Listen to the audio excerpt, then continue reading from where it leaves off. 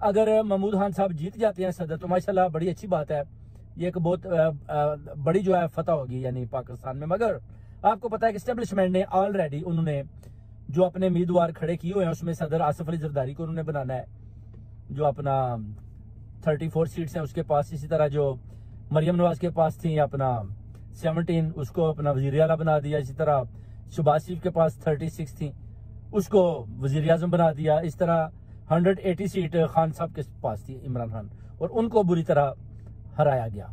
अब ये जो इन्होंने लंदन प्लानिंग की हुई है, मिलकर इन्होंने अपना देख सकते हैं कि सबको वो ओहदे दे दिए जिन जिन का इन्होंने उनके साथ वादा किया हुआ था। अब रहेगी सदर की बात। अब सदर जब आसिफ अली जरदारी को ये बनाएंगे, क्योंकि ये महमूद खान अचकजई को किसी सूरत नहीं बनने देंगे, उसकी वजह कि आप देख सकते हैं कि बलोचिस्तान में वजीर आला पीपल पार्टी का, बलोचिस्तान बहुत बड़ा सूबा है पाकिस्तान का।